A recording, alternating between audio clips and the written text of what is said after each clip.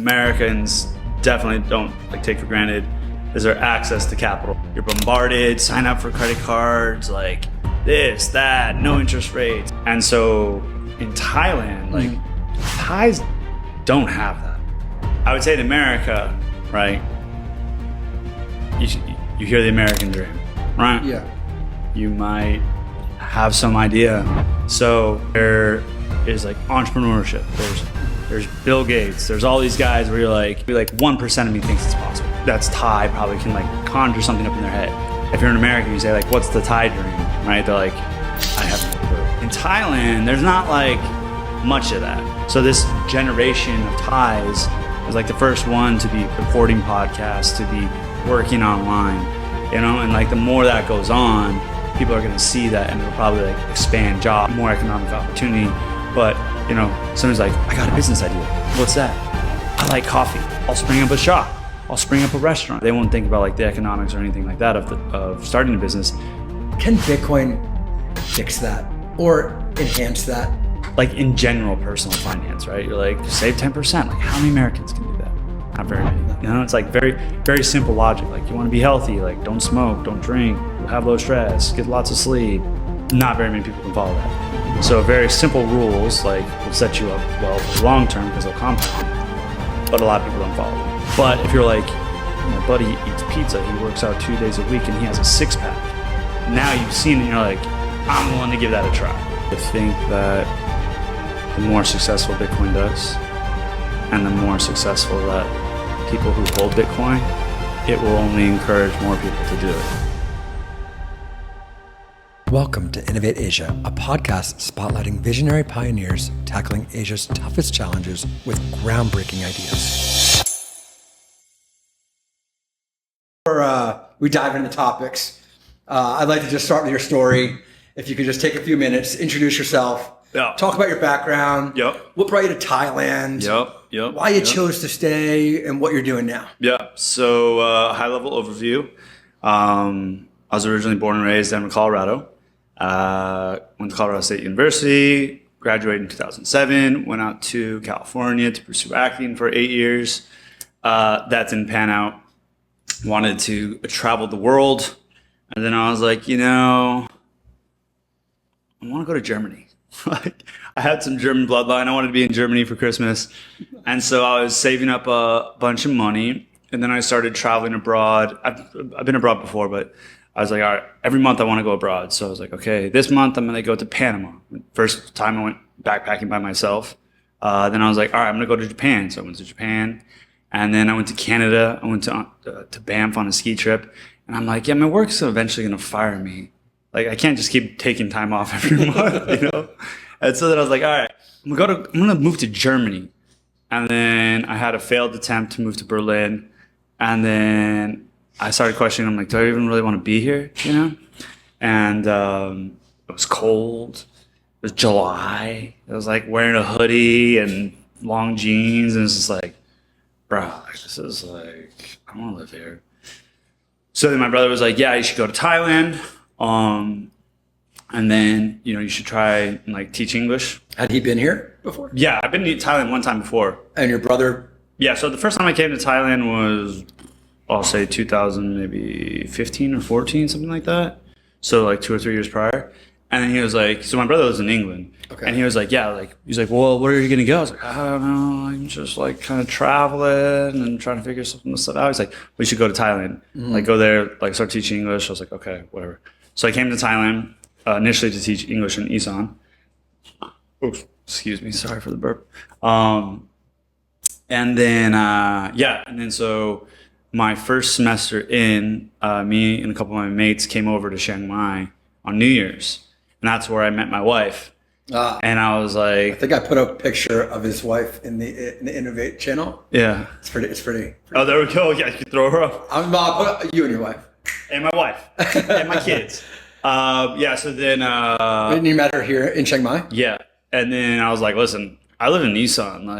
This is never going to work. So that's not my wife. No, we're gonna get there. That's a picture of you and me. We're going to get there. Real quick. This is actually why we're, Oh, you have some good photos. I just grabbed a couple on the way into the office. Oh, there you go. Yeah. And so apparently this is not Isan and no longer. Yeah. So we got married. Is actually like is it in Tara? No, this was like the best wedding ever. No joke, hands down, because everything went perfect. We got married in a Lanna-Style outdoor on Loikatung, so that's why we have the lanterns. We had Thai dancers. It was amazing. There was fireworks across the street at the hotel, and it was like the pinnacle of like you're sitting there like, oh, this is so cool. And then fireworks start. I'm like, did I pay for this? Like, they're literally across the street, but they're all going off at my wedding, right? This wasn't planned? Yeah, it was so cool. And then we found the lady that was going to sing at our wedding. And it was like, she had like a Bruno Mars voice, was like working the crowd. Like, who is this person? You know, especially could sing English, right? In Thailand, it was like hands down, like the best wedding ever. But anyways. I have a photo of you up top. Oh, yeah. And you went fully immersed into the Thai wedding. For sure, yeah. Tell me a little bit about that. No, this is cool. This is just like You're happy as hell here. Yeah, it was a Lanna-Style wedding. You know, they have like 3 or 4 ropes, I think, and then you have to like I think they call them gates. So like I'm walking in and I have to like they made me do push-ups, and then I give some money to somebody, and then I go to the next gate, and then something else. I like one time I don't know, I think I yelled or something. I'm like something funny, I can't remember. And then you pass in, and then you enter, and then it's like a big ceremony. And so Thai weddings are usually like 2 days, I think, or they have like a reception, and then they have like the wedding. And so we had like the reception and the wedding on the same day. Cool. So ours was like, from what I recall, I think maybe like the thing started at maybe like 10:30 probably, and it's like, you know, get your hands tied and all this stuff, and then you probably don't start eating and drinking till at like 2 or 3, and then or maybe like 3. And your family like 3 or 4, yeah, like 20 people. 20 people, and then it carries on into the night. I think there's an image folk 855. Well, yeah, there's quite a few people here. So, is this something that you were like excited to do, or is this something? Did you 100%. Feel like you were required to do this, or this is what you wanted to do? Or? Well, we got married. I mean, I proposed, we got married, and I was like, okay, like, are we going to have a Western style wedding or a Lanna-Style wedding? I'm like, bro, I'd rather have a Lanna-Style wedding. That's pretty cool. You know, like, yeah. It's like, I mean, anyways, it's kind of for the girl. Like, I mean, I know a lot of Thai people are having more Western style weddings where they're wearing like the suit and right. You know, I don't know exactly how formal it is. I've only been to one that was kind of like that. Mm-hmm. But I think my wife was like, yeah, let's have it like this. I'm just like, yeah, that sounds so much cooler than a traditional Western wedding, right? Like, I don't know. I think she wanted that, and I was like, all right. And so we all got dressed up in Thai. I don't even know what to call that. Garments. The Thai garb. Yeah, and then it's funny actually now seeing this photo. My buddy was married to that girl in the orange, and it's kind of like she's off on the side, but he got divorced from her, so it kind of looks like future forecast. So, forecasting, like you never belonged. You didn't AI him out of it? Because like it looks like a pretty good space. Yeah, like you never belonged in this photo. Oh my goodness. But yeah, so I don't even know exactly. So there's the sin sot is kind of like around there, or that's I think the sin sot with the money wrapped up, and then fruit offerings to people, or maybe the fruit was just for the photos. I think that was just for the photos. I can't remember exactly. And this was 6 years ago? 2018. So almost 7 years ago. Yeah, 7, almost 7. Or depends when. Yeah, November. Okay, so 6.5 years ago. So American, Colorado. Yeah. Traveled the world. Found your wife in Thailand. Yeah. Now you have 2 children. Mm-hmm. You live here, but your business. Tell me a little bit about what it is you do and what type of business that you're in. Yeah. So long story short, I work online. I basically help real estate investors raise more capital through digital marketing services one of our main focuses is taking real estate investors and placing them on industry-leading podcasts, business entrepreneurship, real estate investing, and I'll ultimately help them get that capital from listeners' audience and get it into their funnel and into their system. And then they, with more capital, take a pool of money and go invest in large real estate deals. Okay, so if I understand this right, you help so your target person would be someone kind of starting out that's maybe not so well known, get on these podcasts? Yes, not necessarily. So people that have our typical client has done about 5 to 10 deals full cycle, which is a cycle can be anywhere between like 2 to 7 years. Okay. So they have some money. Mm-hmm. They're basically probably anywhere between like 35 to 55, mm-hmm. and they have money, zero branding, want to start attracting more capital. The way I put it is like there's the analog and there's a digital way to do it. Uh-huh. Analog is like going to conferences, shaking hands, kissing babies, right? Like, yep. Yeah, you know, the typical PR. Like that's what those dudes do. They go to conferences. It's like in my opinion, they're very boring. Right? Yeah, it's like, and kind of maybe a slower way. Yeah, right. It's like one-on-one. Oh, nice to meet you. Let's go out to eat. We talk. Like, and you know, obviously that's all gravy and good. But it's like, okay, now what does your digital presence look like?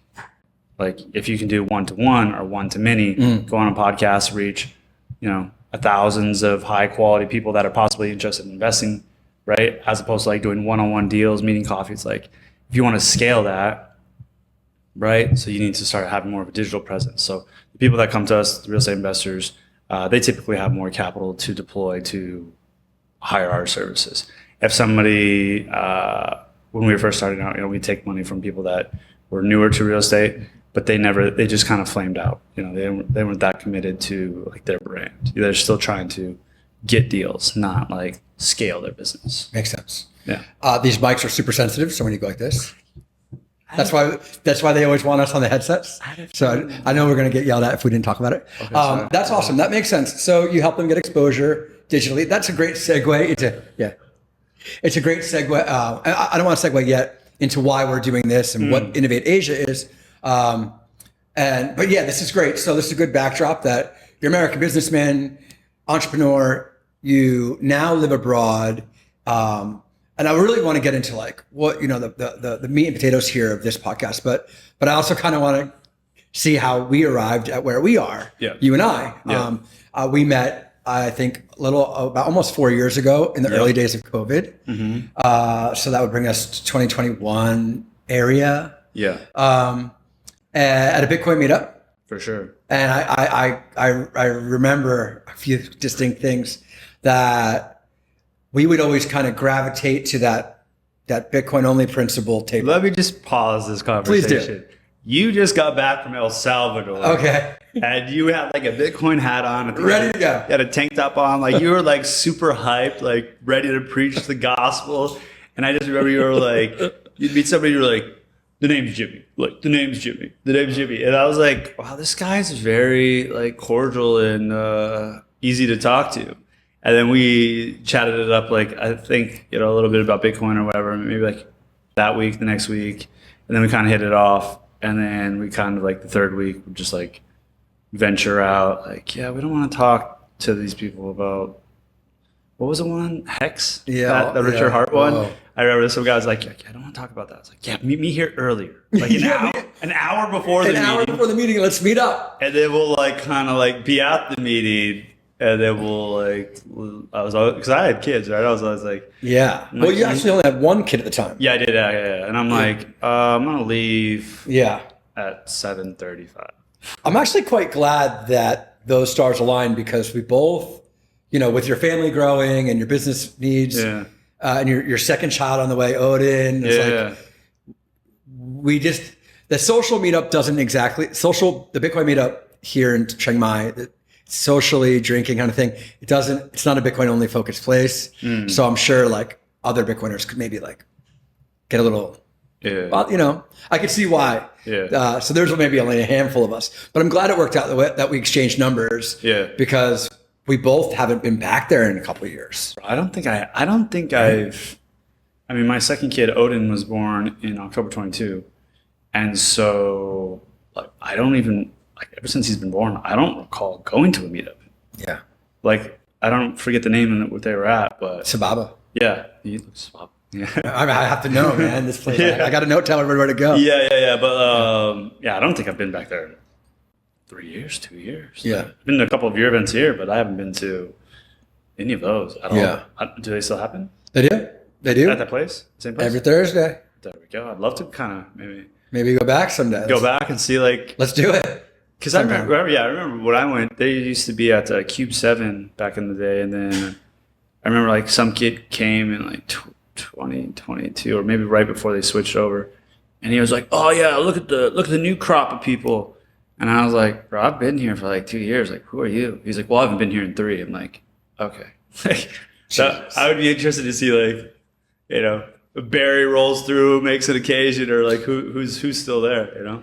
We ended up getting each other's WhatsApps, and we said we want to go golfing, and we ended up golfing almost every year. We have, except for this year. This is it. And I had just on the way down to the office today, was just going through my Facebook memories. Folk, if you could share the picture of the golf. There's a picture of us golfing. This is May 28th, which is today's date. Dang, crazy. Ironically, 1 year ago, this is us. This is probably you just drilling a chip from. That's a putter. That's a putter. That's a putter. I'm on the fringe. I'm not on the green. This is just happens to be a random, ironic thing that this was 1 year ago today. Here we are talking. Yeah, that's insane. Actually, it's kind of cool, right? Yeah, that is very ironic. That's cool. I like that. And also, a real fond memory of our friendship is I ran my first marathon 1.5 years ago, and you mentally prepared me. You kind of gave me a lot of tips and pointers, and actually went to run the marathon with me. Yeah, I did. I screenshotted a couple quick photos of us of the marathon, and these are just the last few photos I have. Okay, there's you having like a blast, and I'm ready to die. Okay. I just had my phone on me, no gels, no headpiece, nothing. I didn't even have water. So you ran alongside of me to kind of keep me motivated. There's some more flattering photos of me in the race. If you come up, here's one. So there's you just chilling. And now this is the morning time, so we're towards the end. I think. Oh yeah, because it starts at 3 a.m. Yeah. What was the mnemonic the way you had kept me in the game? I was saying like when you started hitting the wall, I said something like, I forget the exact ratio, but we were like, run for 3 minutes, walk for a minute, or it was like run for 2 minutes, and then we'd kind of be like getting to the end of the 2 or like at the end of the 3 minute walk and be like, all right, just like 100 more meters, like. Before that turn, and you'd be like, oh, all right. And then you would kind of sometimes be like, all right, one more turn. So like 3 minutes might be like 4. But always like the 2 minute walk was like the 2 minute walk. Yeah. Brutal. Yeah. Which leads me to, you're also an ultramarathon runner. I've done one, yes. I got one last photo here. I'm about to do 2. Which is below this one. And this is, I came to your start. You did. To start. You were part of my pit crew. I was part of the pit crew. You were part of the pit crew. Proud to be part of the pit crew. And this is... you look a little happier than I do. There. Yeah, you're about to... And what's going on here? What are you getting yourself into? I don't know. This is a 100K race, my first one, through the Chiang Mai mountains in the jungle. Finished 26 hours and 22 minutes. And this is like... the gun started at 7 a.m., so this photo is probably taken at like 6:45 in the morning on a Saturday, I think. And you're like, yeah, dude, go, you got this. And I'm like, oh God, like what am I doing here? Like I'm a little traumatized. Like, do I have to go to the toilet? What's going on? And you're like, see you in 7 hours, dude. I'm like, all right. So what? And you're now training for 100-miler? I am, yeah. And when is that? October 6th, 17th. I think it's like 6, something like that. Something like first 2 weeks of October. What drives you to do this? Why? Well, a couple things, but one thing I always think is when you whenever you go on a run, right? I always think you learn something new, whether it's like a euphoric thought, a thought about your business, something always interesting that comes to you. So I find it very peaceful and clarity. And I also like to push myself, push the boundaries, see how far I can push myself. You know, I want my boys to see their dad as like somebody who's like strong, you know, lives a healthy lifestyle. And my dad was a runner. And so like, that's kind of like what drives me. And I want to like get to that breaking point, if that makes sense. Like I remember like I had a military, he's actually a Marine, high school basketball coach. And he just like would push you to like your breaking point. And then you can go a little further, and you can go a little further. And then when you look back on it, you're like, whoa, dude, like I did a lot more than I think I could actually. So, you know, when I've run several, I think 7 marathons in the past, and have we run 2 or 1? Just 1, right? 1. Did we run the second? I ran the first one, and then the second year I didn't run because you did a half, right? Half, yeah. Yeah, okay, cool, yeah. So we did 1. But when I ran that one with you, like, you're like, oh, like, how's it going? I'm like, yeah, I can do it. Like, you were like, I mean, yeah, obviously it was your, it was your first one. It was your first one. So you were like, oh my God. Yeah. And I'm just like, yeah, dude, like, look at me. Like, I was just like rolled out of bed. I'm like, let's do this. I mean, don't get me wrong. I was still running and everything. But as far as like the mental fortitude and the challenge, I was like, I know right now, if you wanted to, like, I can go out and bang out a marathon right now. Like, in 2 seconds. It might not be the best time, but I could definitely probably get it with under like 5 hours for sure. So I was like, all right, 100K, like my butt started to pucker a little bit, you know? Like I was like, oh, maybe I should do a 50K or like a 60 or whatever it was. And then, then I was just like, oh, the 100, like, ooh, like, I don't even know if I should do that. And then I was just like my hand was like going over, like, you're paying for this now because you said you were going to do it. And I wanted to do it. So I ran this in 2024. I said I was going to do one in 2023. And so I knocked it out, right? And then now I'm kind of like, all right, I felt like I had more in the tank. I kind of learned some things. Now I'm like, damn, the 100-miler, what's that going to be like? And that's going to be even more, less runners. At any point, did you want to quit when you were doing the 100K? No, I didn't want to quit. I was definitely kind of like very perturbed and pissed off at a couple of points. There was one point where I was calling it the Everest of Thailand, where you're going up this mountain at like a 60, 70 degree slope, and you're just ass to ass in this chain gang, and people are like farting, and like you're just on this, like, you see this little trail and you're in poles and you're sliding, and then you might look up and see like these little headlamps, and then like they'll disappear, right? And then on my watch, I had it set up where it was like ETA, expected time of arrival, and I thought at the time it was going to be from like checkpoint to checkpoint, but sometimes it was just like 1 mile to the turn, and then it'd be like a big junction, right? It might be like 1 mile, and then you turn, and then as soon as you turn, it would say 3.75 more miles, and you're like, okay, and then you might make one more turn, and it's like 1 more mile, and it's like then you were kind of done. So it's taking me destination.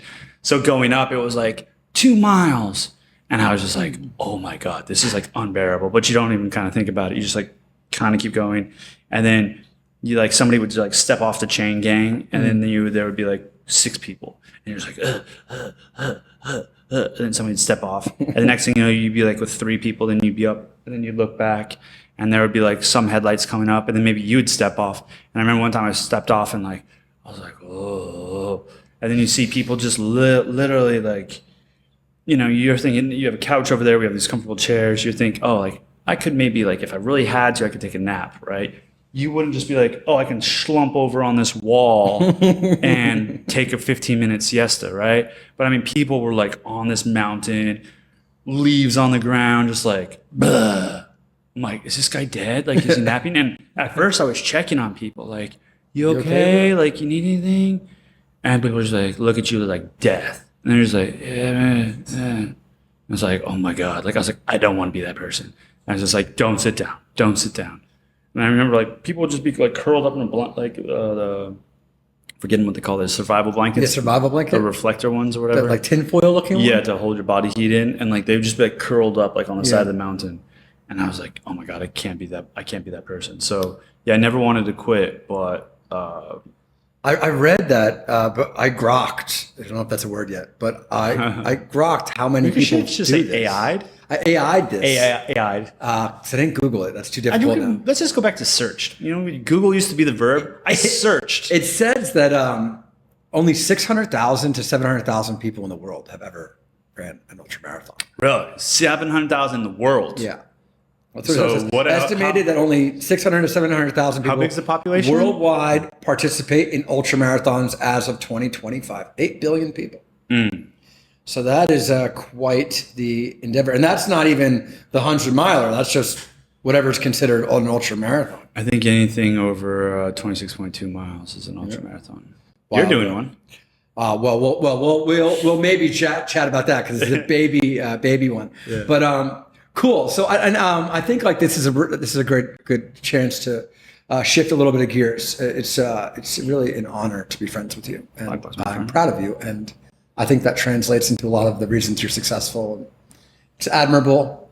As a new runner, I really am just admire all that tenacity that you have. That's a great photo. It is. Is that from you? Was that from Facebook? Where is that? I just quickly went into my photos before I came to the podcast and just grabbed it. So looking forward to more adventures and supporting you on your 100-miler later in the year. Thank you.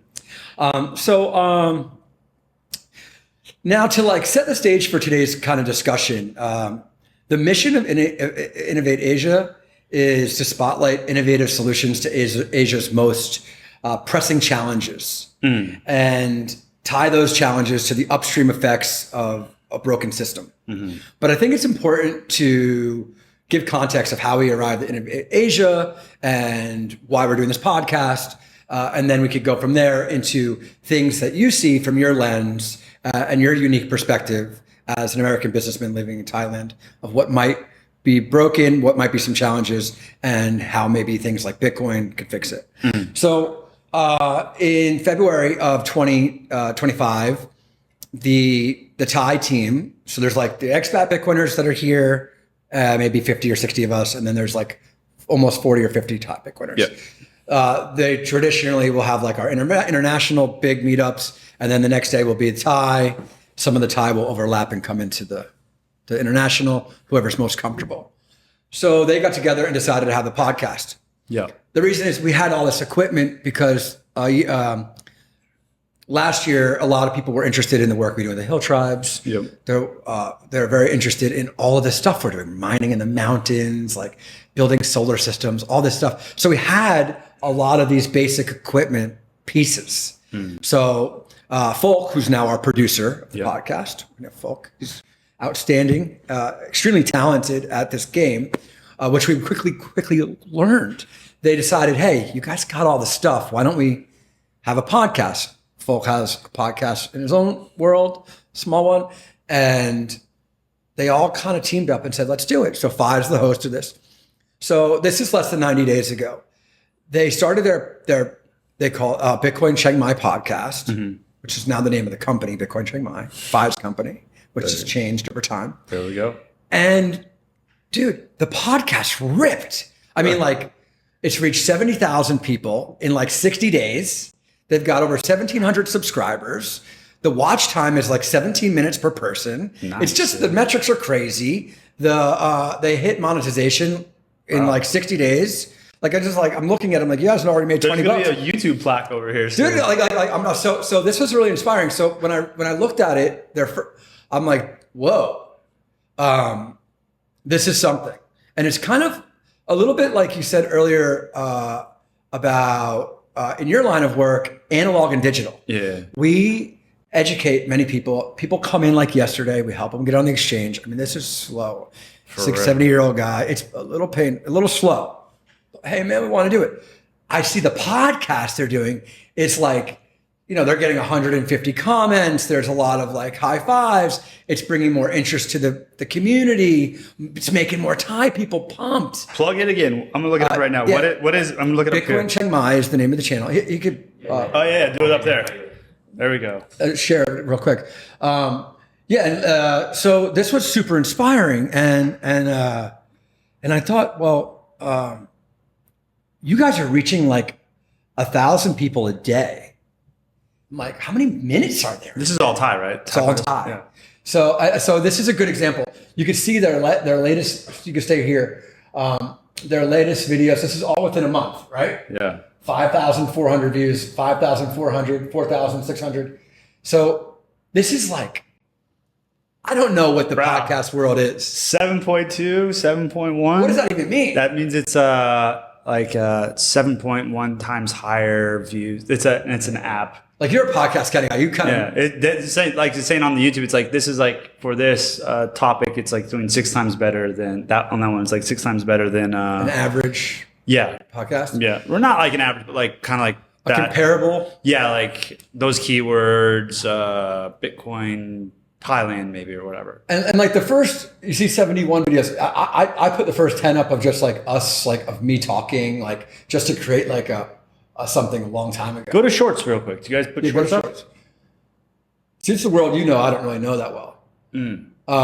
So there's shorts. You'll have one.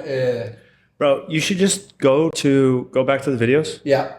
Thank you. And then like you should just grab one of those shareable links, and then it's called Opus Clips. It's through AI, and it'll break everything up into short form and just throw them on there. And then I've been doing it, like spot testing it on my YouTube channel. And I've just been like randomly getting 2,000 views, 2,000 views, 2,000 views. But if you have a podcast, you 100% should be repurposing all this. We just started. Yeah. We had an English one that we just using Optimus Clip or some crazy thing. Uh-huh. This is all really fairly new to me. And then so we just started testing Neo, who he started testing the Thai one. So we were like literally at that stage. So anyway, this podcast, they're killing it. Then look at the views on this. As soon as you speak English, right, on a Thai podcast. But to be fair, this was probably more at the initial beginning of the podcast. This is a month ago. Yeah, but how long has it been gone? You said 1 month. Yeah. But so is this podcast going to go on this?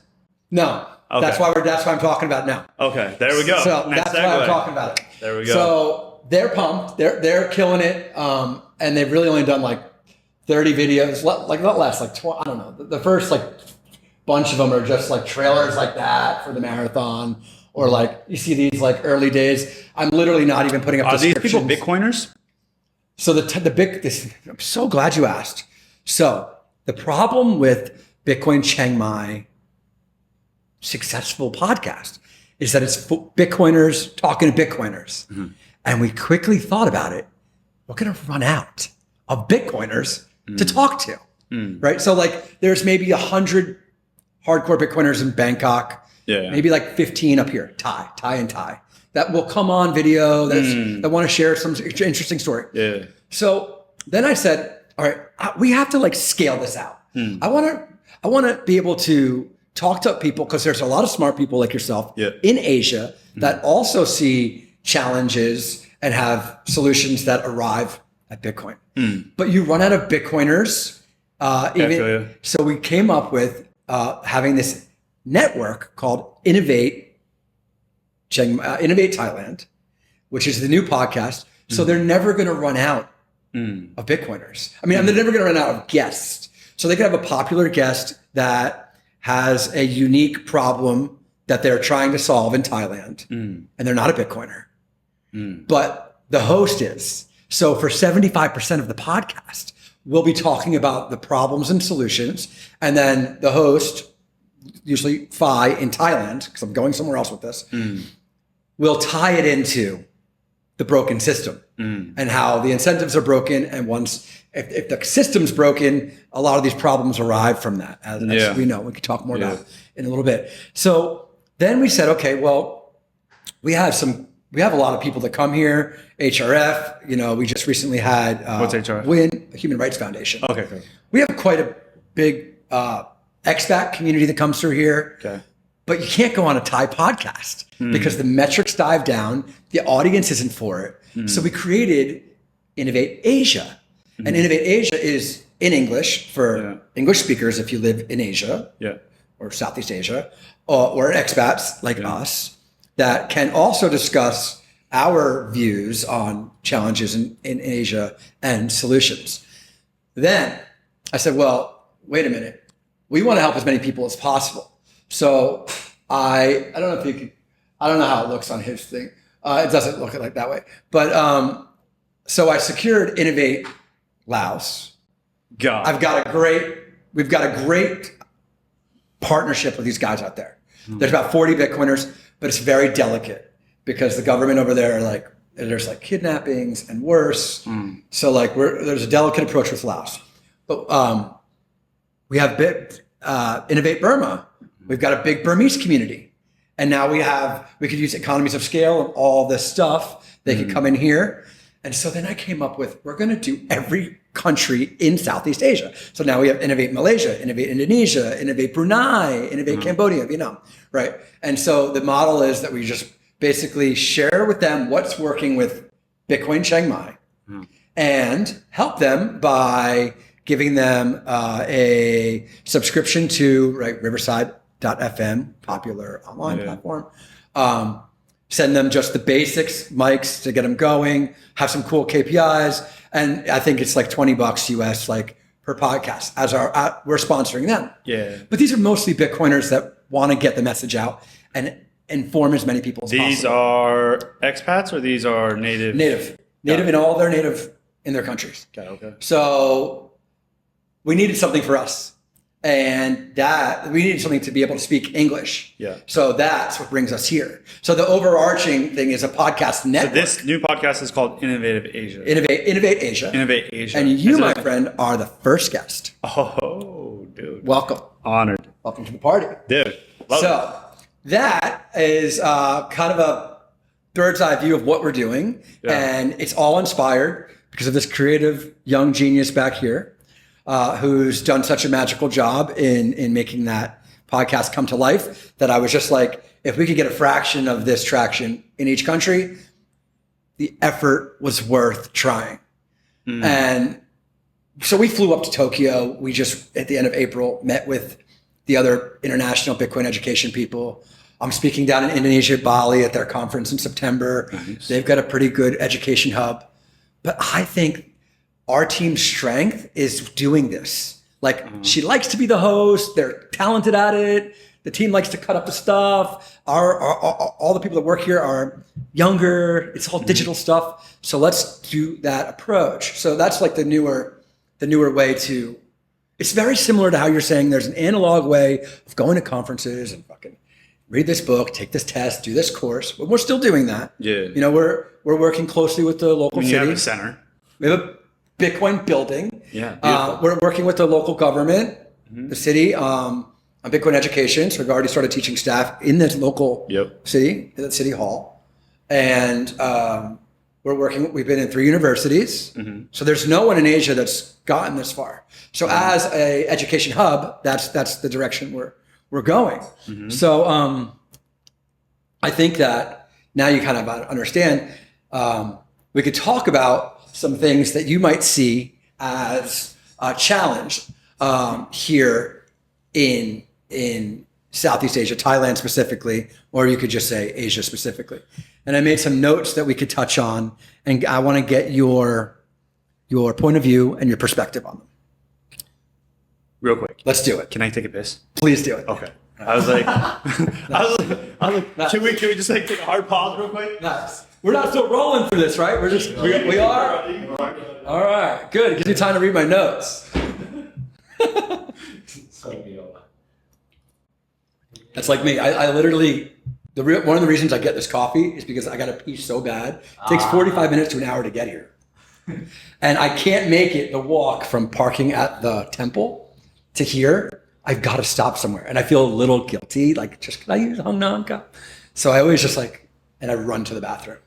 It's like one of my, because I go to the gym at 7 and I drink like a full liter of water, and then I sneak out and get like a coffee when she's in the shower after I showered. So by the time I get here, I totally have to pee so bad. And today we had the crazy shot game. Nice. Cool. So I'm on 40 minutes. 40 minutes. All right, so we got 20 minutes left. Good. We need you as good as you could get. I was like, because you know when you was like you're at like a party and somebody's talking like, I can't just wait to go home. I'm like, I can't wait to. How long is it going to be? 45 minutes? Can I be 45 minutes? I think I can. We try to keep them around an hour. No, dude, it's all good. Because you're such a special guest. I can go now. We could go a little long, an hour and 15 minutes. We're at 40 something, so we got 25 minutes. All right, let's do it. That's funny. So, depending on what he wants to do and keep this rolling, or if it's just going to be clipped out, we'll see what he does. He's the magician. Yeah.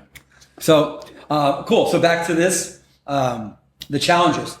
So I guess I'd like to start by asking you what you feel the West, specifically Americans, don't necessarily understand about Southeast Asia. What are some things off the top of your head that jump out at you that they may not understand? Well,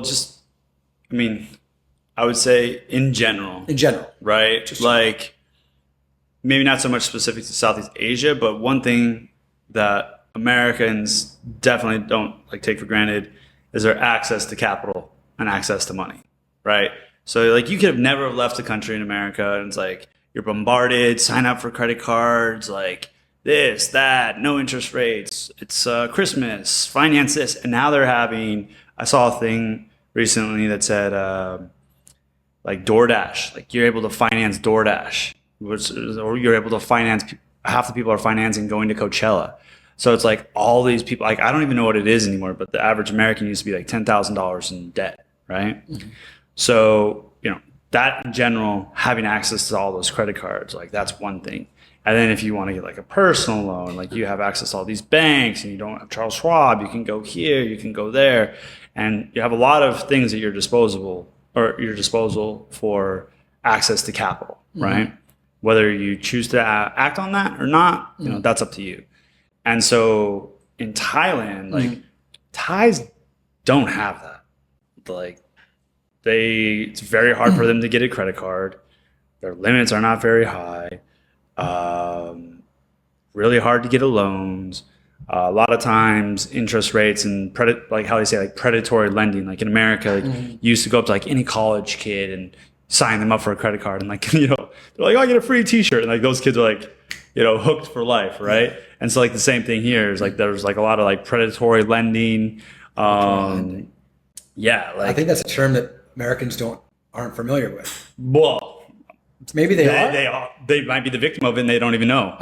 But you know what I'm saying? But there is predatory lending, right? Mm. And so example in Thailand, they don't have access to money, so a lot of people will have not loan sharks, but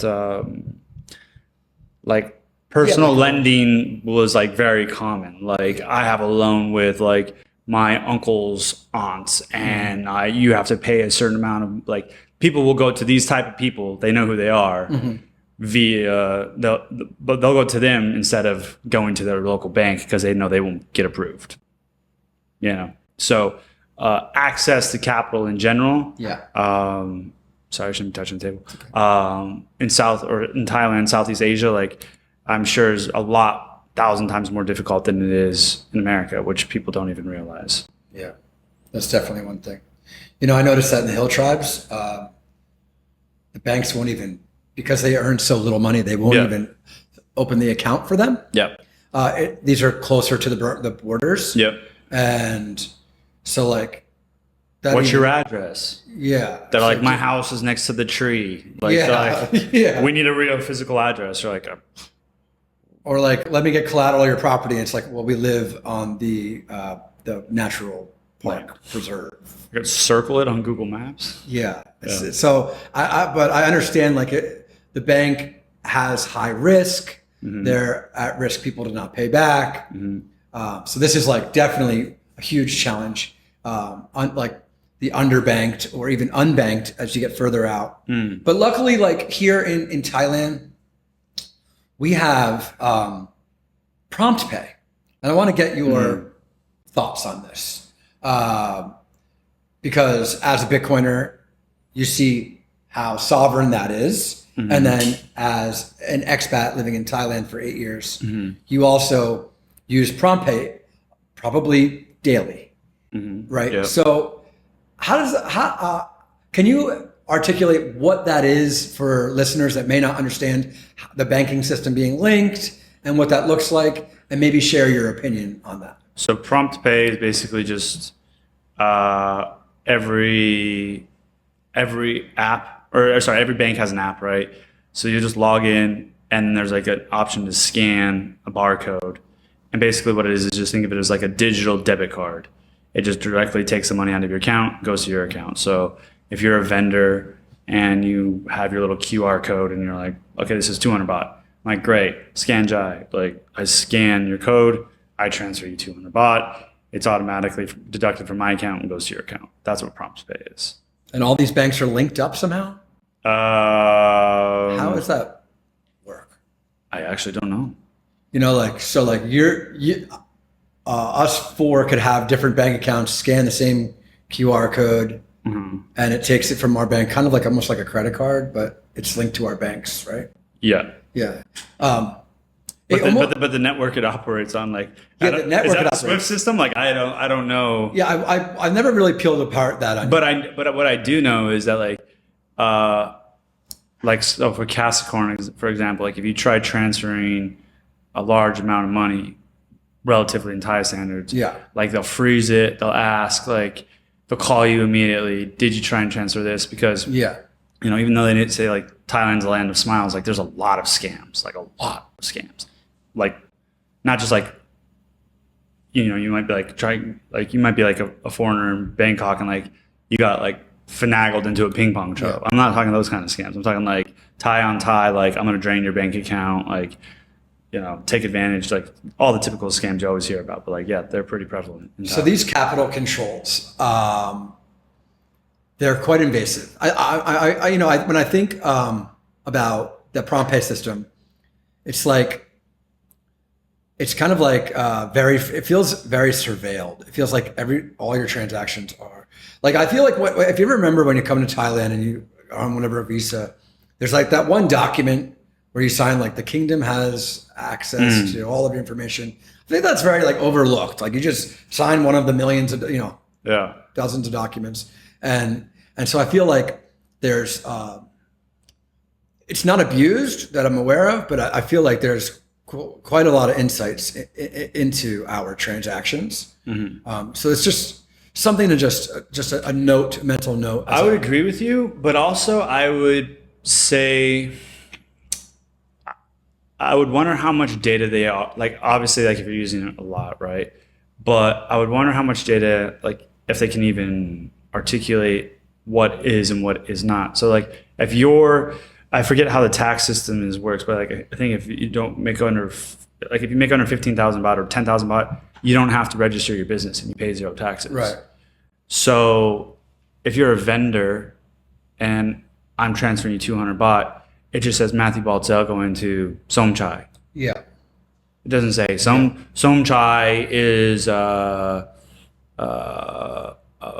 Som Tom seller. And then it's like, oh, Matthew, like we know for long, like to buy a lot of Som Tom at this time. Like it's just like, it just looks like from person A to person B. Yeah. And then how many of these people actually have like registered businesses, or they just have like, it's their bank, their actual personal just bank account. That's very like familiar. I doubt they have like very good books in the background and like everything's organized. So it's just like, how much money did you make that day? It's like, I don't know. Like, let me just go literally like through and add this up. So, you know, and then let's say you go to larger purchases. How are you paying with that? You're not scanning, you're using your credit card.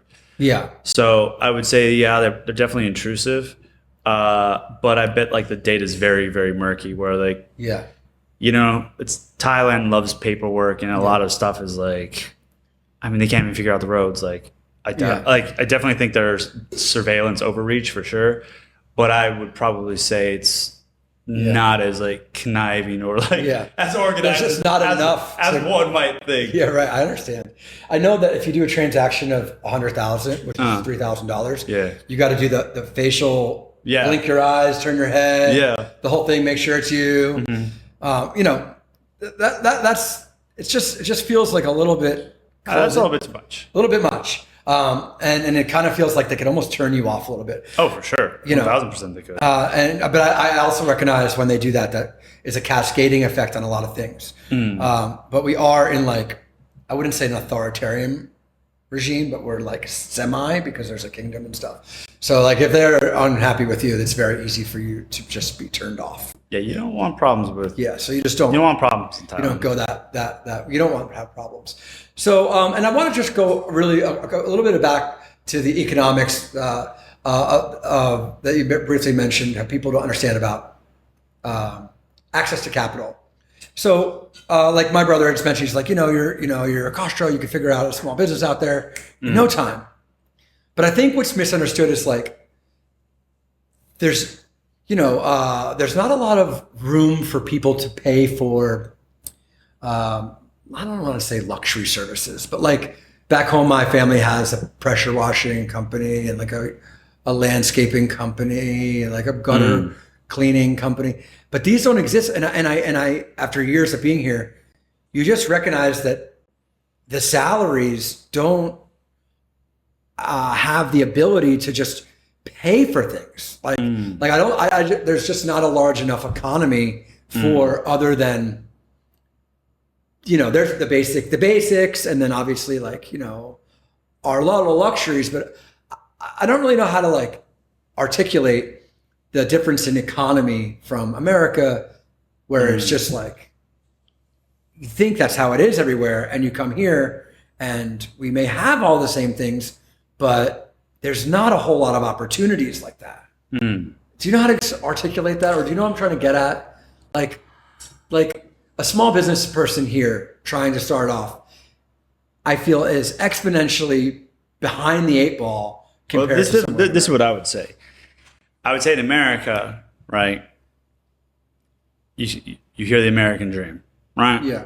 Now, you might have some idea as a foreigner, right? Like you might be like, oh, it's a beautiful family, and like you're in California. Like they would probably like envision New York or like something in LA.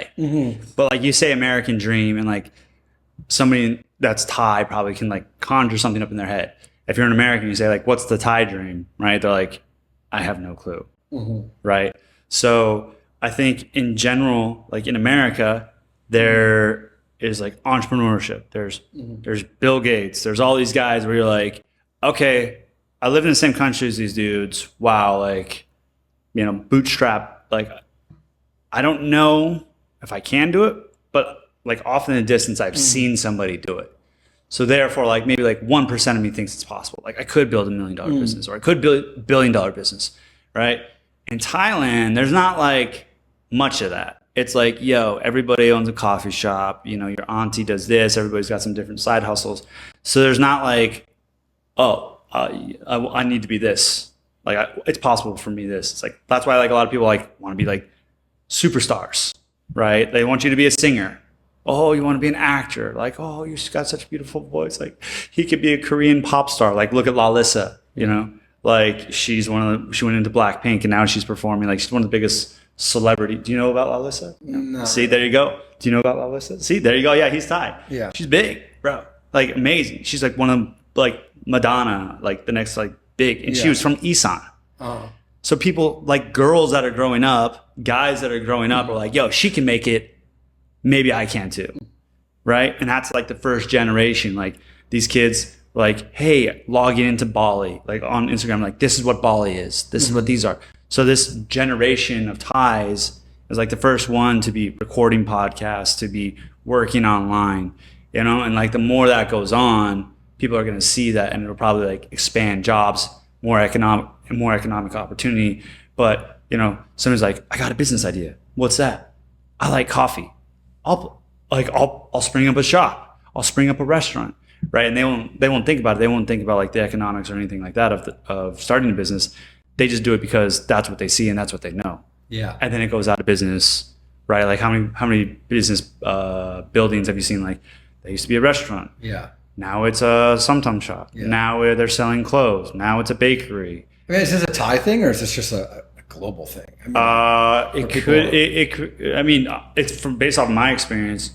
I mean, I've lived in Thailand so long, so I can only speak of like what I see and what I know. It could be a global thing, but I mean, in Thailand, I definitely think it's very real. Like, there's entrepreneurship, but it's not like on the scale, and you don't have access to capital and like the ideas, and it's just like people are like, oh, like that's nice, like because there's not a lot of access to capital. There's not a large barrier to entry either. Yeah. So if you want to start a coffee shop, it's a couple $100. Yeah. And you put up a coffee sign, get some coffee, and you're in business. Yeah.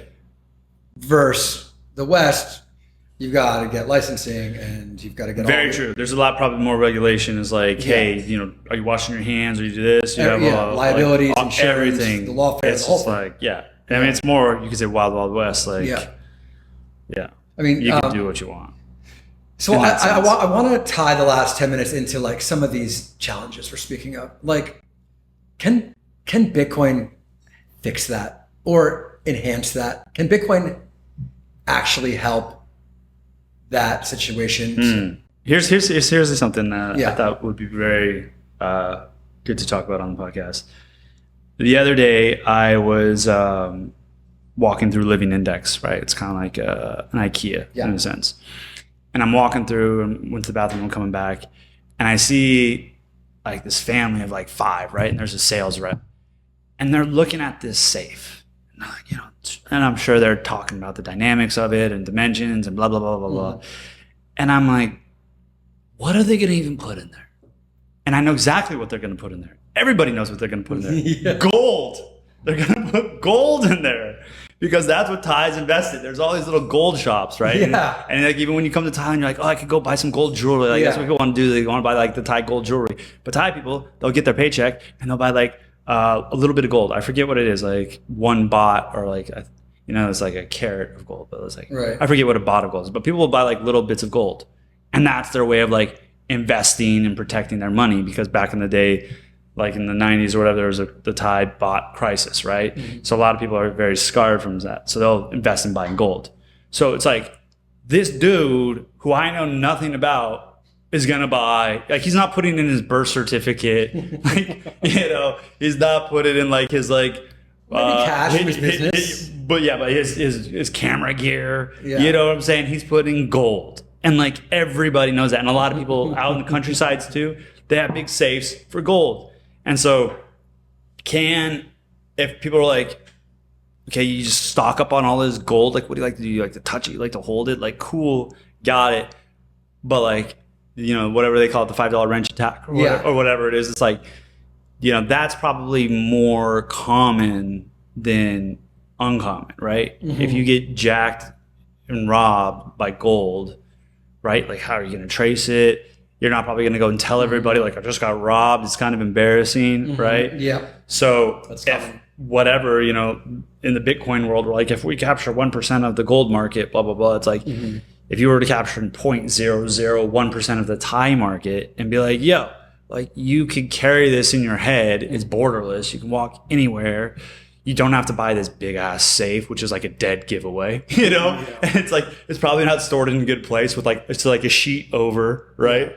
It's probably very out in the open.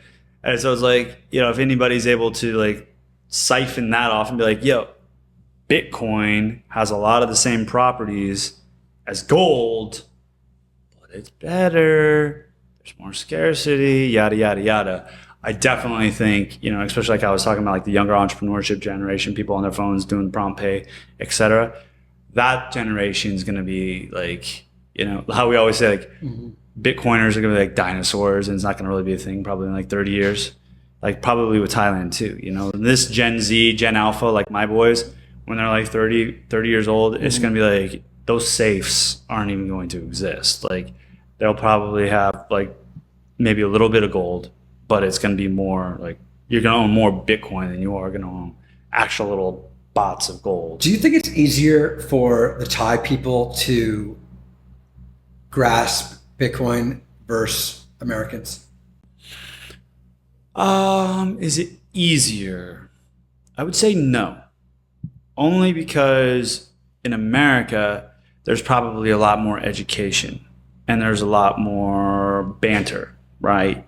You could probably be at the work and say something and like 3 people are idiots and they might talk about some stupid stuff, like a headline in the news, right? They might banter about it, but then there might be like 2 or 3 Bitcoiners that can like set them straight, right? But here in Thailand, it's kind of like loosey-goosey, you know, like my wife, she started popping off saying something not correct about Bitcoin at her family function. Everybody was just like, oh, she knows what she's talking about, right? There's not very much like, no, you should listen to this podcast, you should do this, you should do that, read this book. And I think there's becoming more of that, but I definitely I think it's probably a lot easier to learn and have be like, oh, my buddy does it, my grandma's invested in it, like, okay, what's this? I mean, look how many different exchanges they have. What do they have, Bitcub here or whatever it is? Yeah, like Bitcub, there's whatever, there's 2 or 3, Binance. And so I definitely think it's easier in America versus Thailand, but you would probably, know better than I.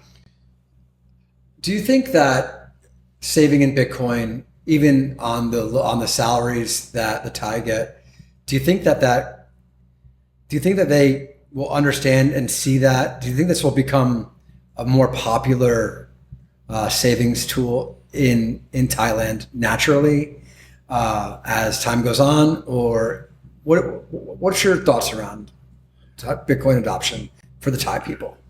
I think it's a lagging indicator, but I think that the more successful Bitcoin does and the more successful that people who hold Bitcoin, it will only encourage more people to do it. So if you're like, hey, whatever, take 100 baht every paycheck and buy some Bitcoin, and they're like in general personal finance, right? You're like, save 10%. Like, how many Americans can do that? Not very many. No. You know, it's like very, very simple logic. Like, you want to be healthy, like don't smoke, don't drink, have low stress, get lots of sleep, right? Not very many people can follow that. So very simple rules like would set you up well for the long term because they'll compound, but a lot of people don't follow them. But if you're like, oh, my buddy eats pizza, he works out 2 days a week and he has a 6-pack. Now you've seen it and you're like, I'm willing to give that a try, right? So if somebody's like, hey, I'm saving whatever, 1,000 baht a month, which is like $30. Yeah. I'm saving 1,000 baht a month. I've been doing that for 5-6 years. Now Bitcoin is whatever, 500,000 US dollars. Yep. And that same buddy, is like, yo, bro, like, how'd you buy that house? Yeah. Yeah. He's like, I told you. I've just been saving. He's like, and can I do this? Like, is this practical for me? Like, yeah, dude. It's like, okay, great. Now they'll start ramping it up, right? But until they see like the actual like payoff, like I definitely think it'll be more of a slower grind. Yeah. So like in America, right? It's like, oh, these guys were early adopters there in 2011. Now it's like they're Bitcoin whales. It's like, how many Bitcoin whales are there in Thailand? Like there might be expats there, but it's like, you probably know more, maybe if so, than I, but like, I don't know of any dudes that are just like, thousands and thousands of Bitcoins. Like, yeah, you hear more about that of like, oh, that guy of that guy, like, that guy, or like he'd been on the back. I was like, okay, that makes sense. I was like, so once as this moves along more and it's more, makes people more rich that are Thais, like they'll be like, yeah, bro. Cause I think that's the end game for Thais in general. Like it's more posturing, it's more status. I mean, there's definitely status, but it's like saving face, right? And it's like, being perceived as rich in Thailand. It's like, I would rather you think I'm rich than like, actually being rich. But if you can actually be rich and still be perceived as rich, right? Yeah. Like that'll like definitely cause people to pick it up and, start adopting Bitcoin more. Do you believe there'll be like the suddenly moment, where there's a sudden tidal wave where where Thai people are really racing to get Bitcoin? Or do you think it'll be like a gradual thing? I would probably say more gradually than suddenly. I could be wrong about that, but I think like something like if there was a big war and China were to invade Thailand, we would probably definitely crumble because we have a very weak army, and that's just like, we'd like lie down. Like the one-day war of 2035, oh yeah, when we were invaded by China. Like I could definitely see like something like that where it's like, oh, everybody's kind of freaking out like about their money or their capital controls and like a rush to buy like a safe haven. Like, you know, like I could totally see people rushing to Bitcoin. Yeah. And if that was like, I'm just throwing that out there, if that was 2035, 10 years from now, like it's probably a lot more easier to get. It's probably a lot more easier to buy, peer-to-peer, et cetera. So yeah, I could definitely see that. But I'd say if there's not something like that, it's probably going to be, you know, a very slow, methodic until, you know, just like, it's like one day it is and one day it isn't. It's not like the network effect. It's like, oh yeah, I kind of remember getting my cell phone when I was younger, and okay, then you got the newer one.